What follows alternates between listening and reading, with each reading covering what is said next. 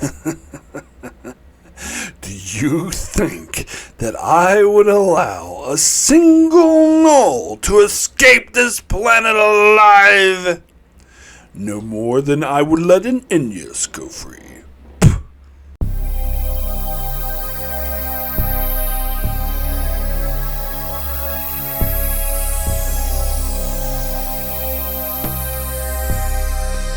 Hello and welcome to Enchantment of Eternity's review for Battle Lines, which is episode 12 of season 1 of Star Trek Deep Space Nine. This video is a part of a series of videos where I review episodes of Deep Space Nine, one episode at a time. In this video I cover the first season episode, Battle Lines. So Battle Lines is the episode where Sisko, Kira, and Bashir take Kaiopaka through the wormhole to visit the wormhole, but while they're there, they're investigating a strange distress signal on the planet, and they get shot down by a system of satellites, and they crash on the planet where Kaiopaka dies.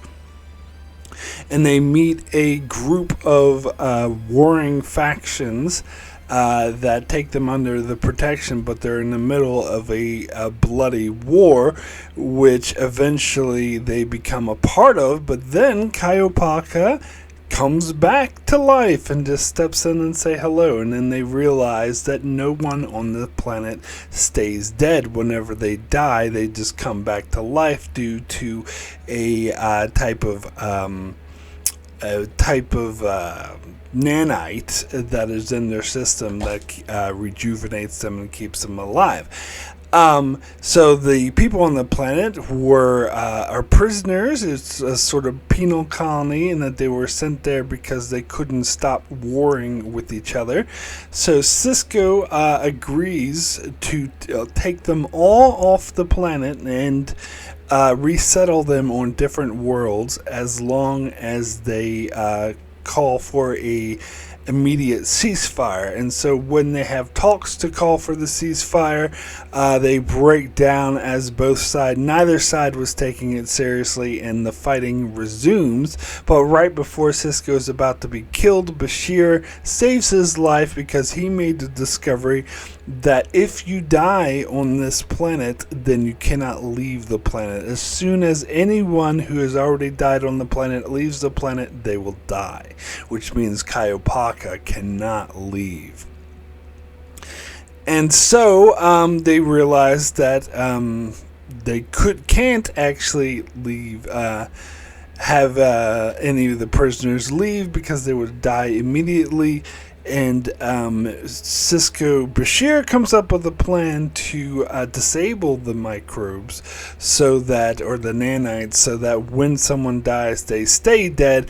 However, when Bashir brings up this possibility, the leader of the group, the Inyus that they're with, wants to use it to wipe out their enemy once and for all, which is not what they had in mind. So Sisko, Bashir, and Kira leave without giving them the solution to stop the nanites. However, Kaiopaka, of course, chooses to stay behind, even though she has to, but she wants to stay behind because it will be her mission in life to make peace between these two warring factions. So, first thing I gotta say about this episode is that it's hard for me to be objective when this episode. So this is what I talk about as I'm going through and watching these episodes. I've seen all these episodes. Every episode of Star Trek I've seen a whole bunch of times. But as I'm going through them, I'm trying to not let my prior feelings on the episode interfere. I'm trying to watch it with fresh eyes and an open mind.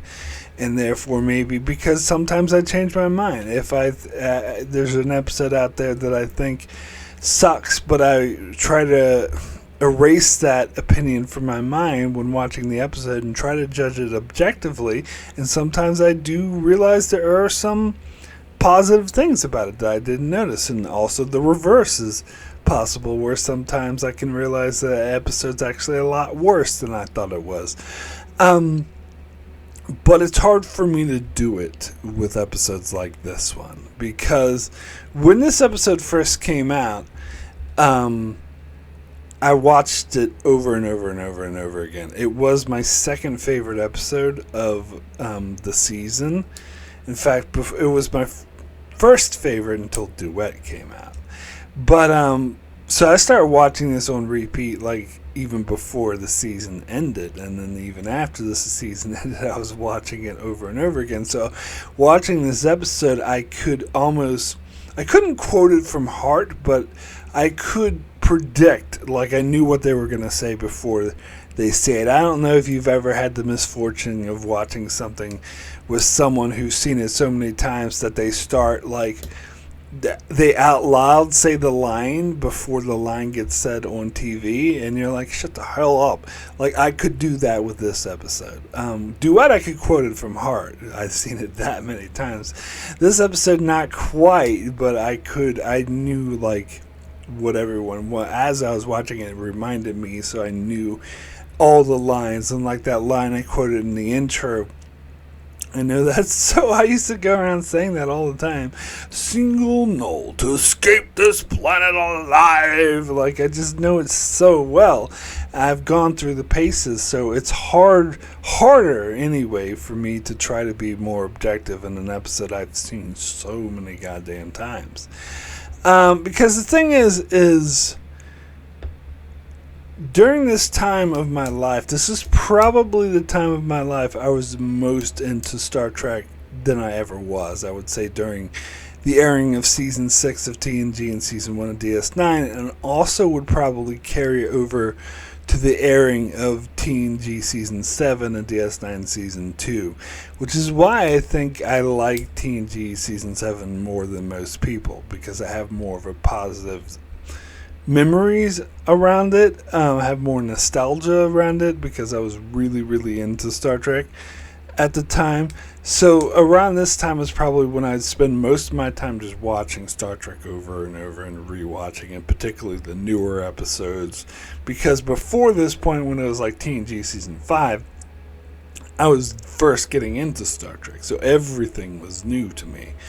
But by this point, especially in the late stages, let's say by 1993, which is later Season 1 of DS9, I had already seen all the episodes of TNG and TOS, so the stuff was no longer new to me, so I was focusing more on the new episodes. And so I'd watch the new episodes over and over again. And so, yeah, those 2 years, 93 and 94, are probably the years I was sort of most obsessed with Star Trek. I would tape it off the TV and watch it over and over again. Now, we will come to a point eventually, which is, I believe, in Deep Space Nine Season 4 and Voyager Season 2 was airing at the same time, where I started to fall out of Star Trek a little bit, and I stopped taping them, so I no longer taped the new episodes on VHS. So, and from that point forward, I only saw the episode once. Whereas when here, particularly with this episode, I would like watch it over and over and over again on the VHS.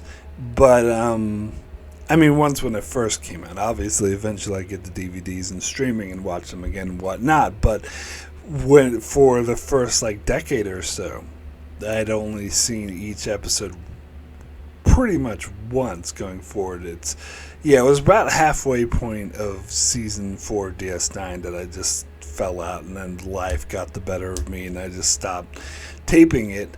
I got a life is another way of saying it. In fact, there are episodes from that point forward that I actually missed, that I didn't actually know about until I started rewatching it on DVD or whatever, and I'm like, holy shit, I didn't know this episode existed. Whereas in this stage, there would be no chance of that happening because I just taped every single episode and watched it repeatedly. So, yeah, my nerdom aside, it's a long way of just explaining how into this era of Trek I was at the time it first aired.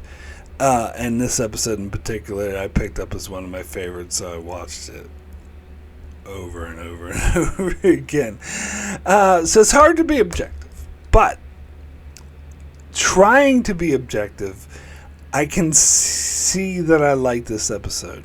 Because the thing is, as I said, when it first came out, I loved this episode. But then in later years, I said, oh no, this episode's no good. Because partly I was hearing other people's opinion. Other people didn't really like this episode as much as I did. And the other part is, I was just really sick of it at that stage. And I'm like, no, this episode's not that good. Now, it has been, I believe, 6 years since I've seen this episode now. Because I think the last time I watched it was when I did my season by review of DS9, which was around 6 years ago. So it's interesting because I did my season-long review of TNG a lot more recently, where the DS9 I did a bit further back, so the TNG episodes were more fresh in my head because I just did. I think that, it was the last season, but no, the TOS was the last season by review, so TOS was the worst because I went straight from season by review to reviewing an episode from episode. There was like only a couple month break in between, so I was just rewatching episodes over and over again. And TNG, there was a bit more of a spread out, but TNG is the show I did right before TOS, so it was still somewhat recently in my head, whereas DS9, it had been much longer, like 6 years since I did the season by review, so it wasn't so fresh in my head. And I think before the season by review, I hadn't seen this episode probably since I first got the DVDs back in, what would be like 2000, was it 2005? It was either 2005 or 2009 or sometime in between those two dates. Probably around 2009. But so I had only seen this episode maybe twice in the past 20 years. Or 15 years, probably better. But anyway, so I was able to try to be a bit more objective when watching this because it had been so long. And I did get caught up in the story more than I had in the past, but trying to look at it from fresh eyes. And I do think I kind of revert back to my original stance that this is a really good episode. And it's definitely one of the best of season 1 of DS9, which is a very, for the most part, lackluster season that's kind of hard to get through. There's a lot of meh and average and mediocre episodes. It's definitely not as bad as season 1 of TNG, which had a lot of terrible episodes. I heard some people try to compare the two and say that in some ways DS9 is worse than TNG season 1. In no way is DS9 worse than TNG season 1. Just gotta throw that out. But anywho, this, I think, it breaks up the monotony of average episodes. It does have a very unique premise to it. And there were certain things there's one thing that I really noticed for the first time. Now, I kind of knew this on a subconscious level, but the whole thing with Kaiopaka, how she keeps, the way she's acting at the start of the episode, where she's talking about prophecy and how she, when Sisko says, oh yeah, you're going to see in the coming years what the wormhole is going to do for Bajor, and her response is, if that is to be my fate, Commander. So it's really, the way she's behaving is implying that she knows that she's going off, then never returning. And how she keeps insisted to go through the wormhole. Then she insisted, like, once they were there, Sisko wanted to turn around immediately, but she was like, no, I want to stay. And then when Sisko said, oh, let's investigate this thing, we'll put it off till later, and she's like, no, do it now, please, I don't get on often. It's like she's pushing herself. Not only does she think that she's never coming back, she's actively trying to make it happen, it seems like. Now, I always knew that on a subconscious level, or like a sort of surface level, that, oh yeah, she had some feeling, like sort of like a John Locke type faith feeling that what was going to happen was going to happen. But as I was watching this episode this time around, I started to think more specifically and realize that there is probably a very specific prophecy that she's thinking of that is leading her to this conclusion and that she's trying to fulfill. For example, in the episode Destiny in Season 3, they talk about how there's prophecies written down by, ancient religious Bajoran people, poets or whatever, who write these prophecies, and Sisko reasons that since the prophets, the wormhole aliens, exist outside of linear time, that they could be, these visions that these people could have and could be from the prophets and telling of the future, since the prophets actually exist outside of linear time. And that some of these, in that episode Destiny, like the prophecy actually did come true, but it was just misinterpreted, and so they thought it would come true in a different way than it actually did, but it actually did come true. And there's other like prophecies times they mentioned that. So it made me think that perhaps there was a prophecy written in the past. Maybe it's not that well known. Maybe it's only well known to really prestigious people like Kaiopaka. And the prophecy sort of predicted that she would go through the Celestial Temple and never return. So that's one possibility. The other possibility I was thinking of is that perhaps she had an orb experience, which would actually go more in line with Season 1, because Season 1, in her introduction, an emissary had that orb experience that sort of had a vision of Sisko's past, but it stands to reason, since the prophets exist outside of linear time, that it could have a vision of her future. And they touch on this a little bit in Season 2, in the Circle trilogy as well, with Kira and her orb experience. So it could have been an orb, but orb experiences tend to be a lot more vague. So I'm starting to and I don't know if this is what the writers had in mind, but I'm starting to think that it being a prophecy, a Bajoran prophecy, is probably more likely. Because here's the thing, like, she said, when Sisko said something like, when she wanted to go through, or wanted to stay in the Gamma Quadrant, and Sisko's like, no, we have to go back now, she said something like, prophecy is often hard to interpret, or is often vague, or whatever. I didn't write down her direct quote, I should have, but something along those lines. And Sisko's response was just, I don't understand. And then she just gave up. It was like, okay, fine, you can take us back. But then they got the distress call, and so then they went. But that line of what she said about prophecy being vague, like, for Sisko, like, made no sense. But for me, I really put it together and really start to realize that, yeah, no, she is following a very specific prophecy.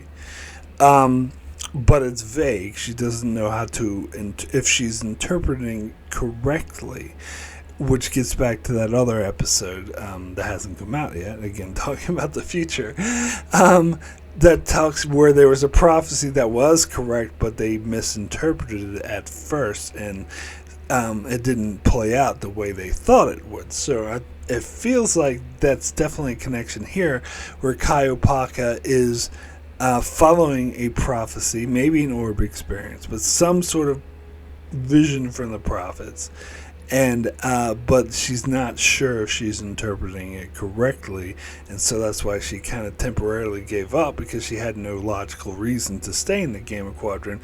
But when that distress signal came up, she's like, yes, no, we need to follow this. I think she probably had the feeling like this is probably what the prophecy is talking about, and so the prophecy was driving her to that be her destiny. So once she got to the planet and they told her that she couldn't leave, that she would die if she tried to leave, she was okay with that. In fact, she said, "I'm staying here," even before Sisko told her that she wouldn't be able to leave. In fact, they never really tell her directly. She's there when he's explaining it to what's that guy? Shala, I believe his name is.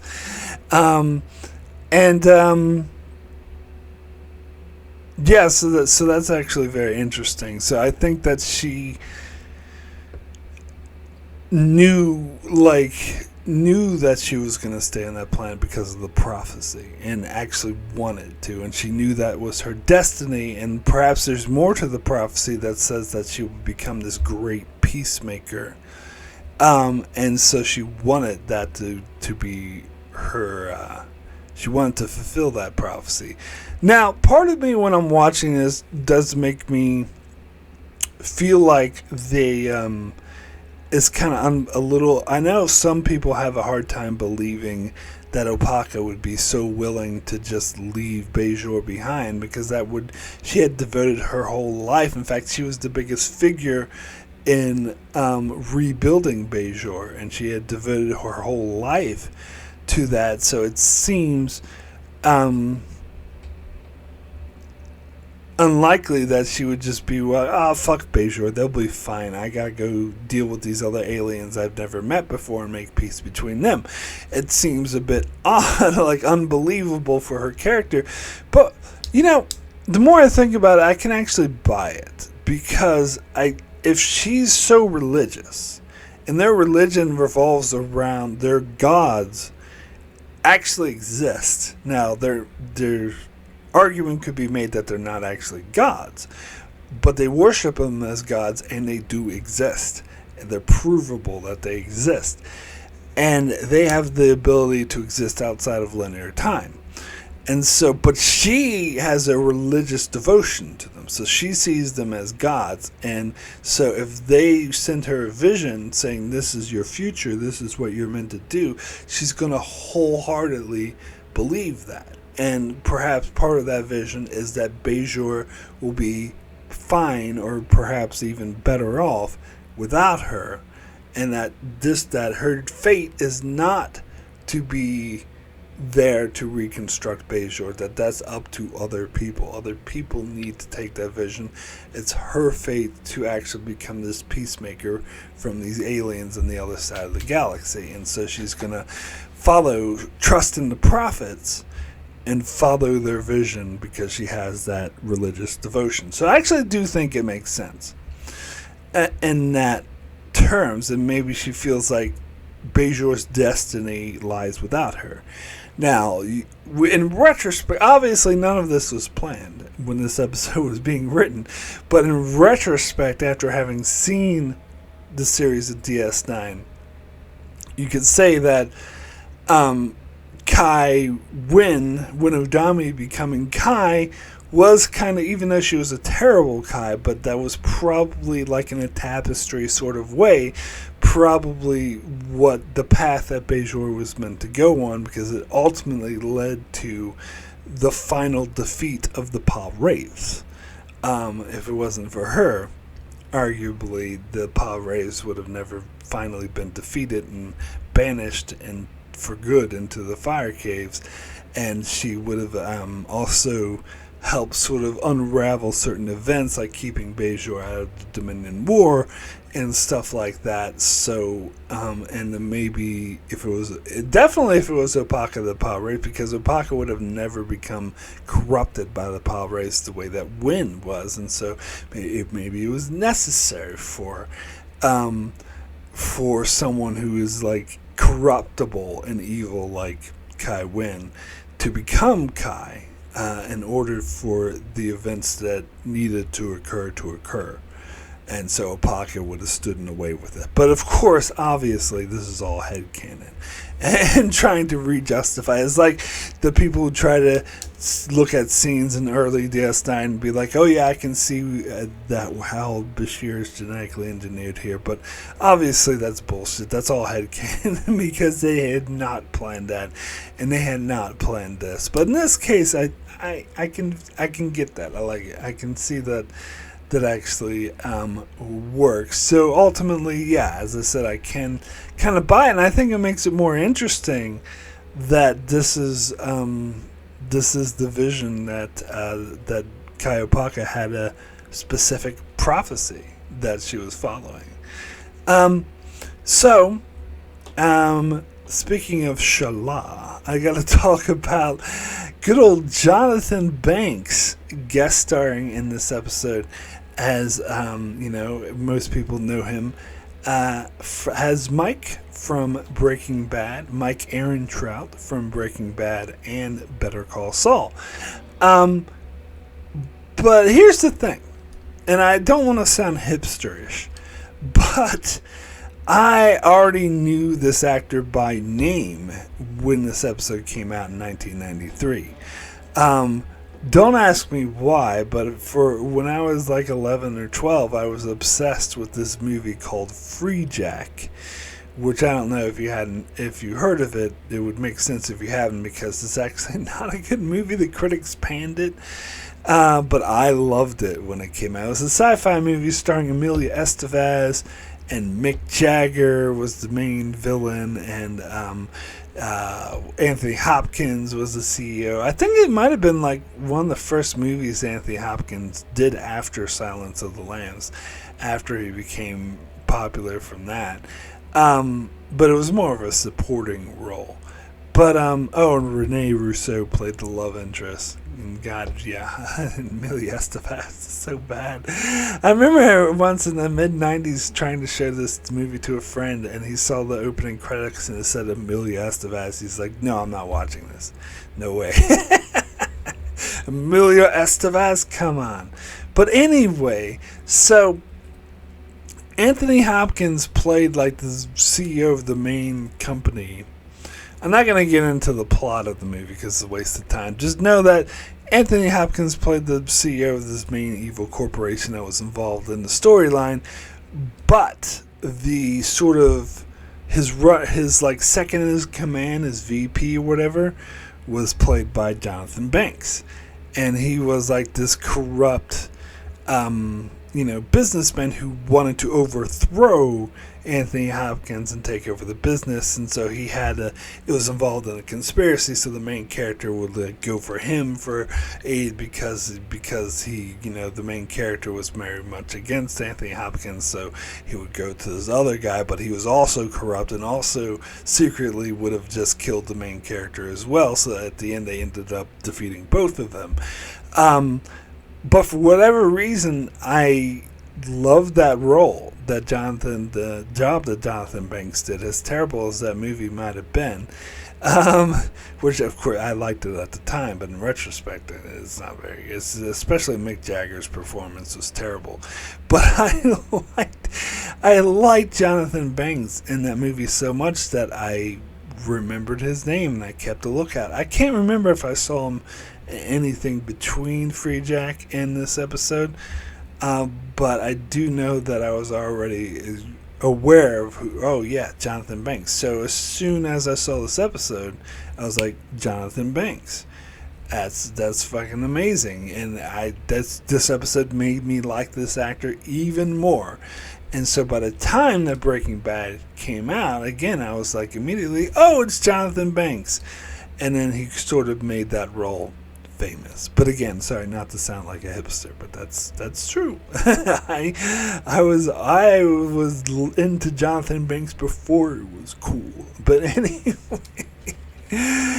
anyway, he does an amazing job in this episode, and this is something I definitely have not changed my mind about.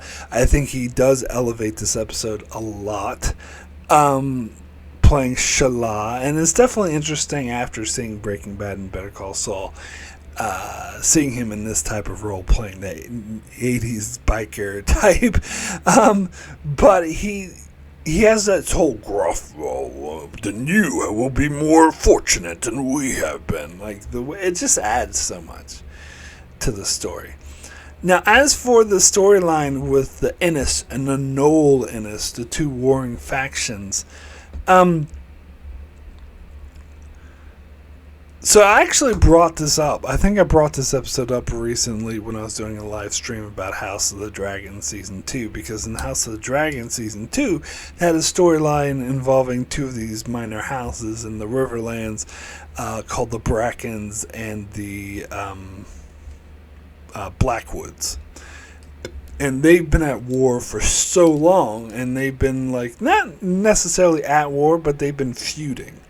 They've been feuding and constantly, because they're technically still allied because they're under the same alliance under the Riverlands, but they've always personally feuded with each other, and then so when the Civil War breaks out in the Seven Kingdoms, they use that as an excuse to war with each other because these two houses fucking hate each other. And they don't know how this feud began. When people try to bring up why are they feuding? Nobody remembers because it's been so long ago that they only feud to keep the feud going. And that's why it reminded me of this episode, because he even says that in this episode when Sisko asks, like, what are you warring over? He's like, well, nobody really knows how the war began. Some say it was land, some say it was wealth. And then Sisko's like, well, then why continue the fighting? It's like, vengeance! So it becomes like more of a, an inherited hatred. And this is relatable to some real-life situations. The most obvious one brought up is the Hatfields and the McCoys.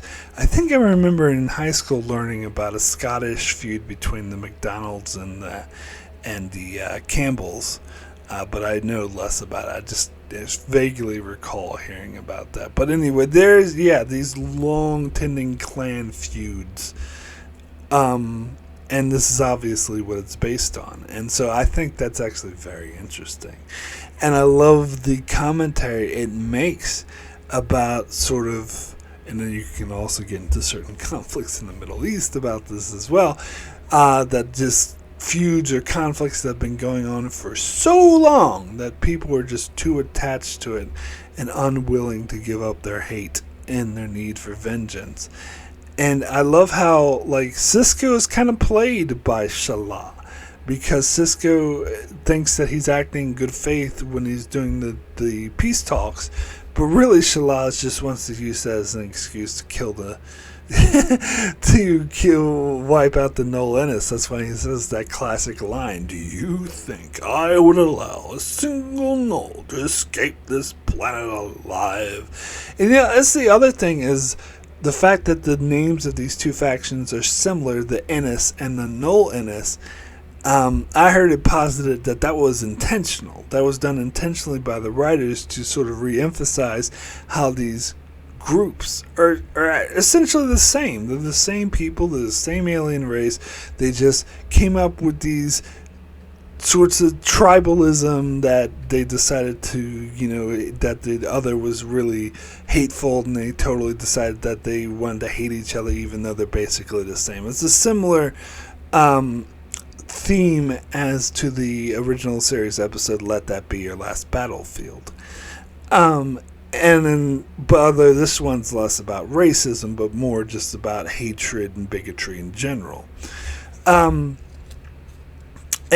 so I think that's a really powerful message, and I love the way that it plays out. By the way, I love that line from Bashir, where, Sisko tells Bashir, we're going to arrange transport for everyone from this planet when the roundabout arrives, so we can take them all off the planet. And Bashir's response is, it's not like assisting a jailbreak. And then Sisko gets like really pissed off. It's like, I don't need you to interpret the Prime Directive for me, Doctor. And Dr. Bashir immediately is like, well, yeah, and starts stuttering. That scene's so good. I think this is a really good use of early Bashir. I talk a lot about how his character was not there in season one. It was not very good, but I think this was actually a very good use of him. So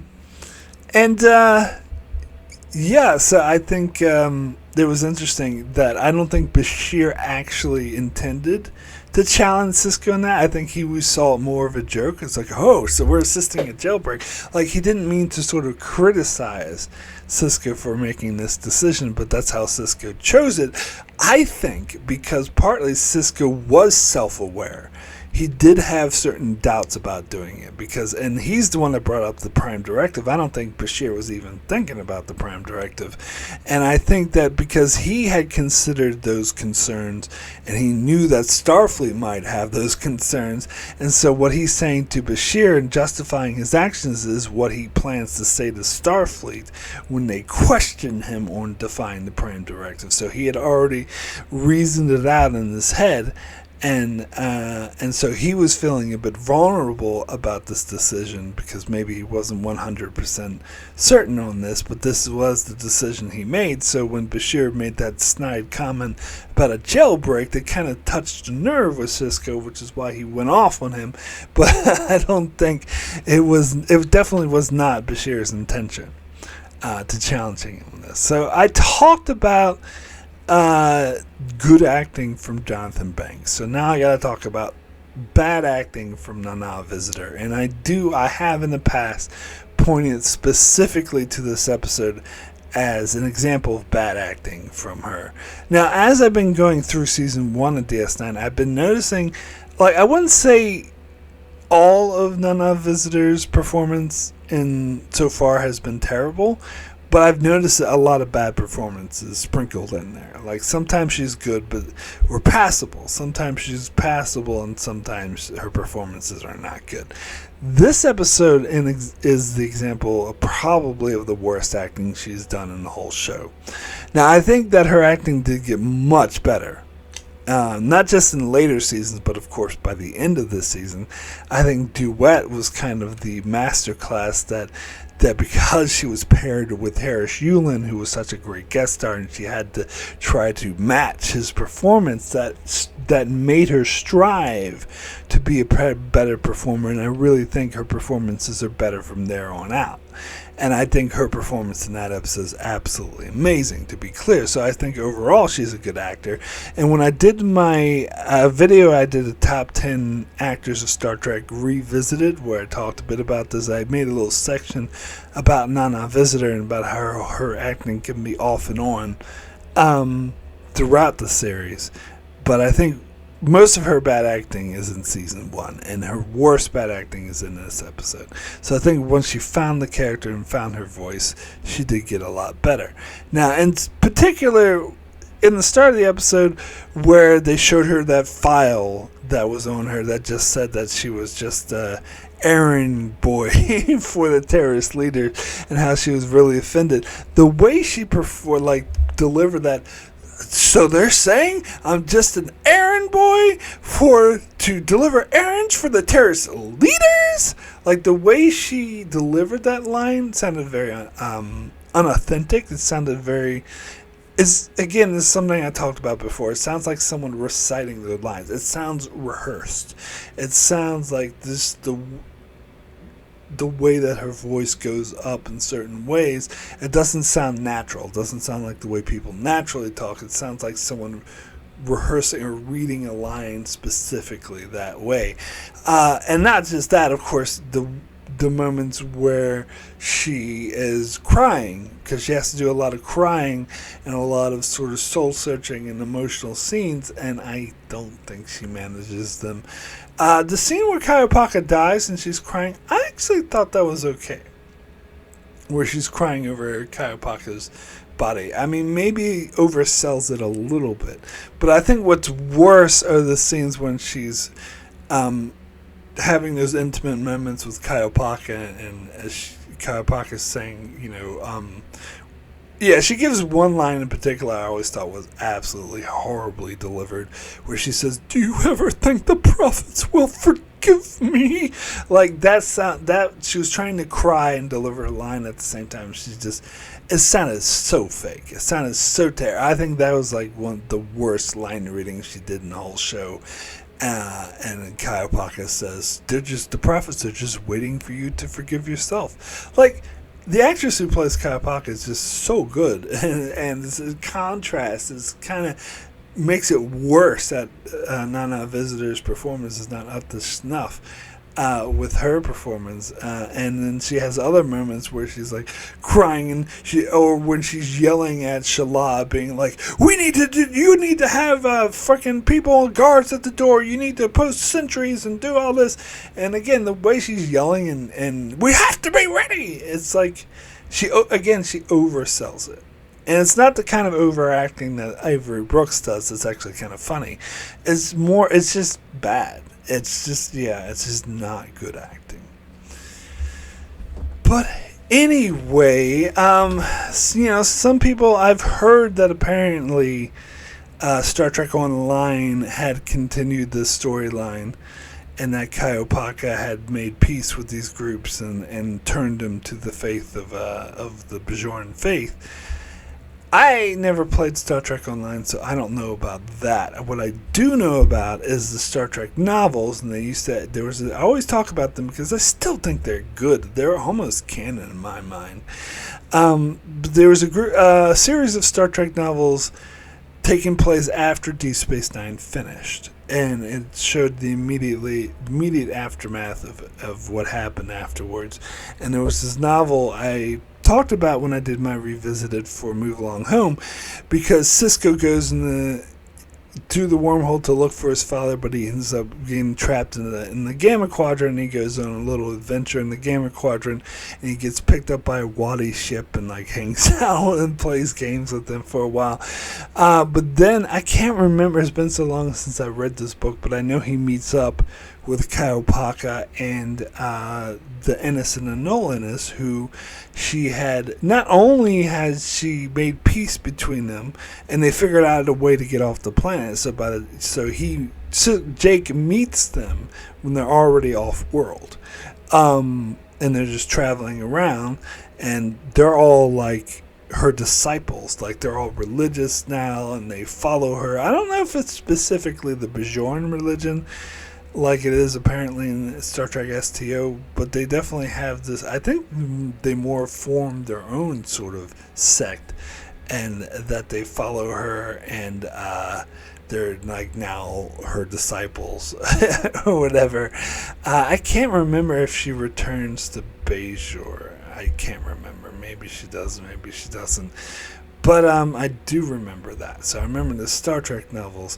It's unfortunate that there is no official canon follow-up to this that ever shows what happened, because I think it would make all the sense in the world that she succeeded in her mission. That's why her fate was so important.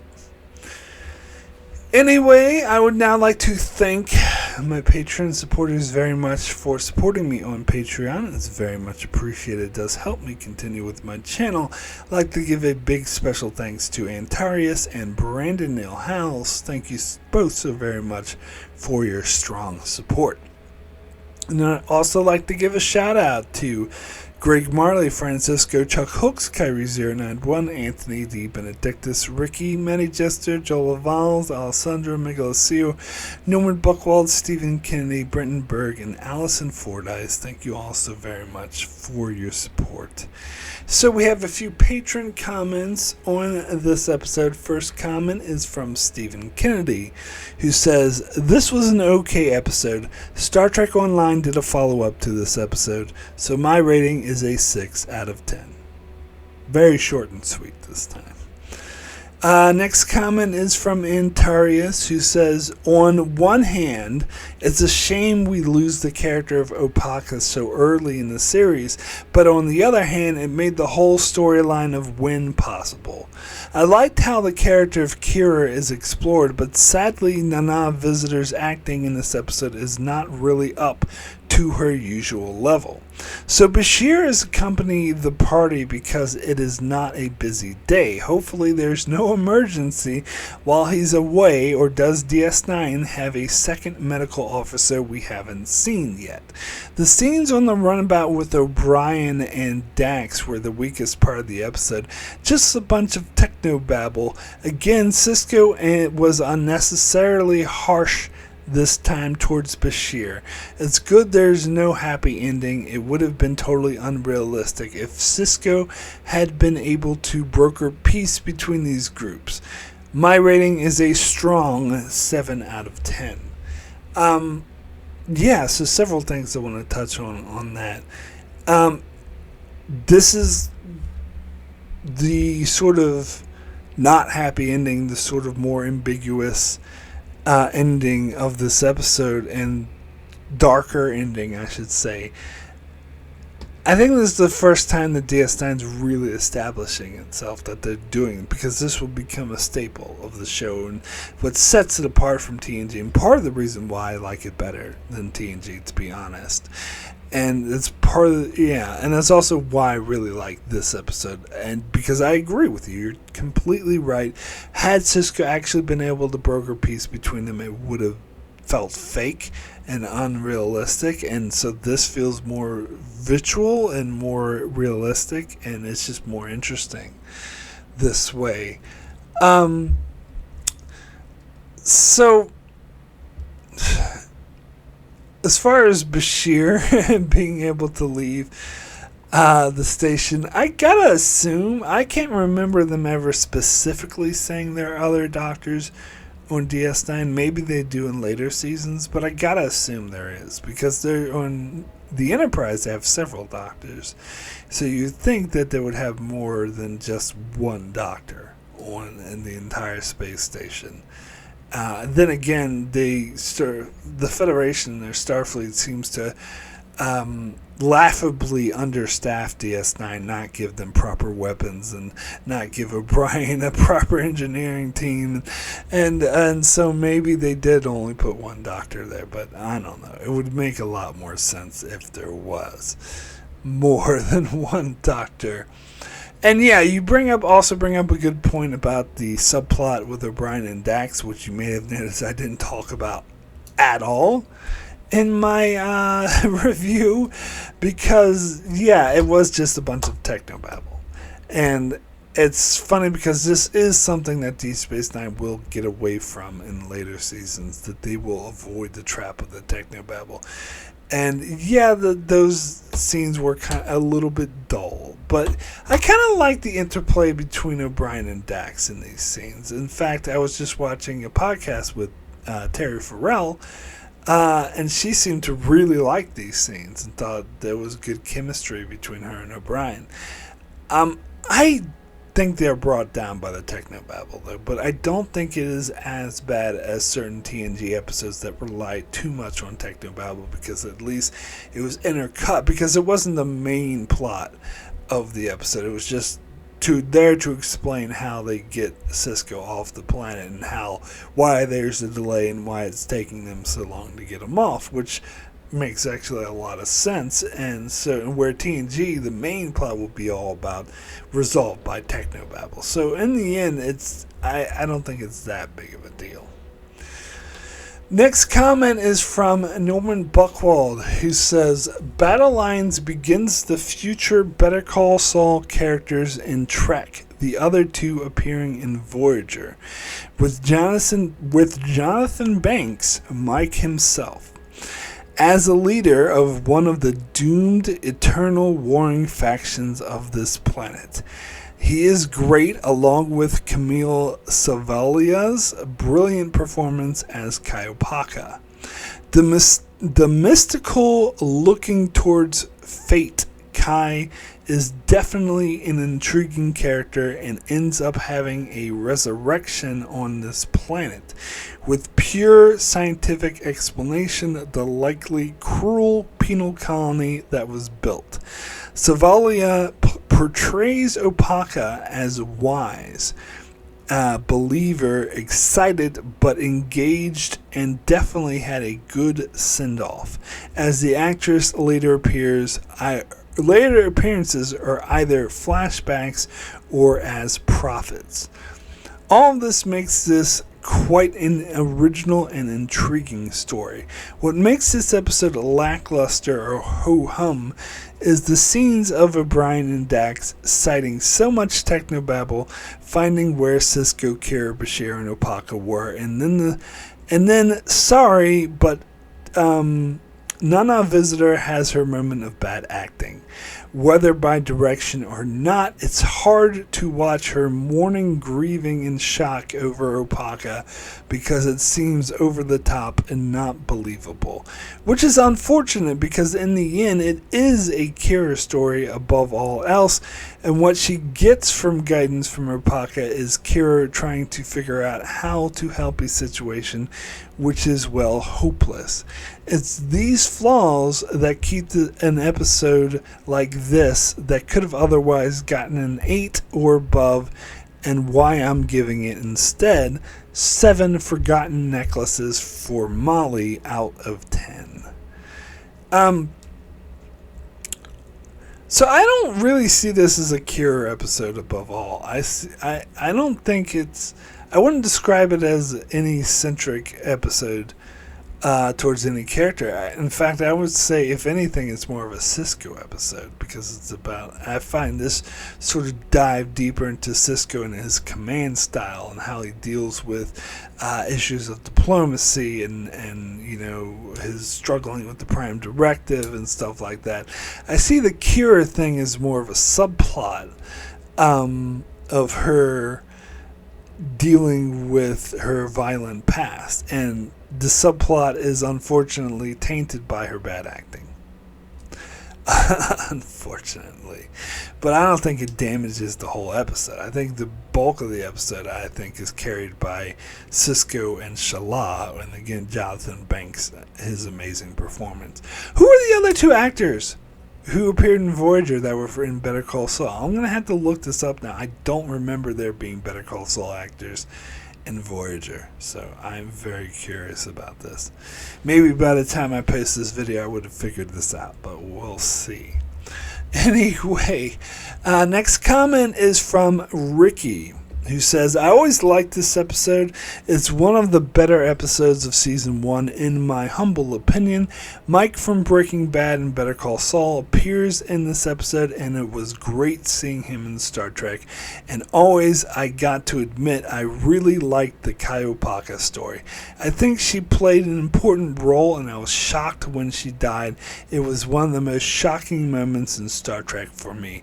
And the concept of the planet of aliens constantly fighting and can never die was actually quite intriguing and engaging, although the B plot with Dax and O'Brien trying to figure out where the crew was boring. But also, I think this was not a good performance by Nana Visitor, especially in the beginning part of the episode. She didn't act well, and especially when Opaka died, her performance gets really fake. But don't get me wrong, I love this actress, and I think the performance she does in Duet is phenomenally amazing, and I dare say Oscar-worthy acting. And by the way, Duet is one of my all-time favorite episodes of the franchise. It's in my top 3 of all Star Trek series. Everybody in my family loves that episode, and it's my father's and uncle's personal favorite episode in all of Star Trek due to the powerful commentary of racism. My family grew up in Poland, so the injustice and mistreatment of the German people who had nothing to do with the war or with the Nazis was something personal for my father and everyone else. And not all are alike, and that's what makes this episode so amazing. And my personal personal for me and my entire family. I just had to mention that masterclass episode. So my rating is an 8 out of 10. And by your rating, you're talking about battle lines, because some might get confused and think you're talking about duet, but obviously you give a 10 out of 10 for duet. So yeah, I did already review duet, so now is as good as time as any for you to bring it up in your comments, because you won't get a chance to make comments on that episode. So yes, and also I totally agree that her acting performance in duet is Oscar worthy. Absolutely agree. And so that's what makes this look even worse, that she did such a bad job in this episode. But yeah, so yeah, and other people sort of bringing up Dax and O'Brien being boring. I didn't think it was that boring, to be honest, but I do think it definitely brings the episode down. But not too much. Like, it didn't really get in the way of the main storyline for me. But anywho, thank you so much, patrons, for your comments. So my rating for Battle Lines out of 10 is going to be an 8. Extremely good. Now, I'm very close to giving it a 9. Like, I was on the verge of giving it a 9. But I think the technobabble scenes with Miles and O'Brien, more importantly, the bad acting from Nana Visitor, bring it down to an 8. I was very close to giving it a 9 because I love the main story about the two warring factions and seeing Cisco try to navigate this, and Jonathan Banks does an amazing job in this role, and the whole storyline of Kai Opaka, like, her actress does a really good job in that role as well, and her facing prophecy, like, that's all good stuff. Yeah, but I do think that the Nana Visitor's acting and cheesiness, and I don't know, some of the other cheesiness a little bit in this episode, how they all look like 90s bikers, maybe brings it down a little bit. But yeah, I almost double guessing myself, thinking I should have given this a 9. But no, I'll keep it at an 8, but it's an extremely strong 8. But it's interesting because I heard that I'm not really into sort of stunt choreography or fighting choreography, so I don't really know much about that. But I've heard people who are into that saying that it was really good in this episode, and it seemed good to me.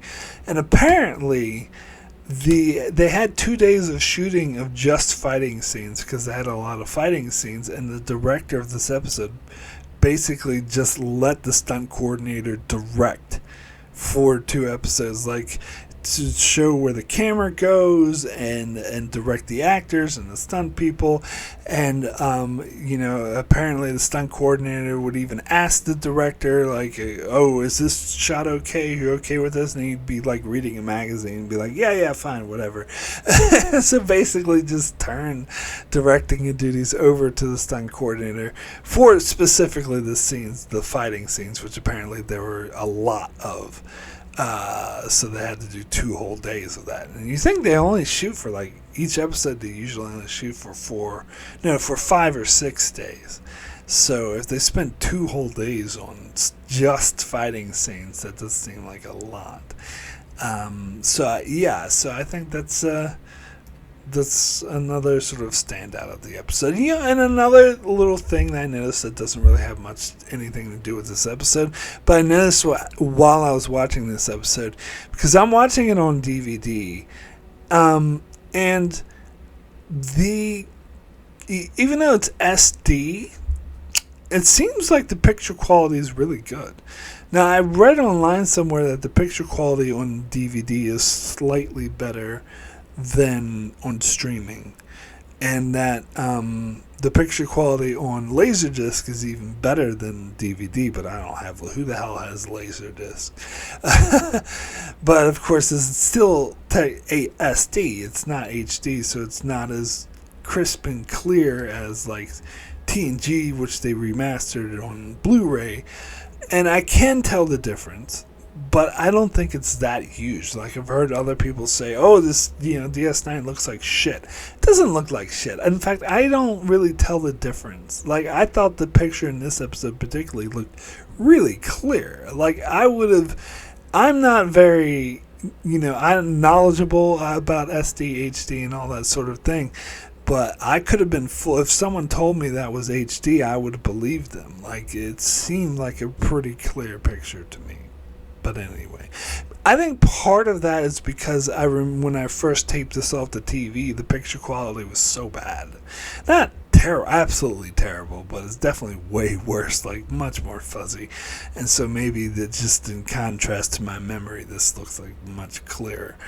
But anyway, that's all neither here nor there. So thank you so much for checking this episode out. And that is it for my review of Battle Lines. So coming up next on my channel, Wednesday I'll be over on Patreon revisiting my review for Frame of Mind. On Thursday I'll be back here on my main channel for another DS9 review, this time The Storyteller. And then Saturday back to TNG, but staying public on my main channel, my review for Suspicions. And on Monday, another new review, but this time back to DS9 for my review of Progress. So that is what's coming up next on my channel. Be sure to check it out as I continue to cover Star Trek Deep Space Nine and Star Trek Next Generation and many other shows as well. So be sure to subscribe so you can keep up with all of that. And thanks a lot for watching.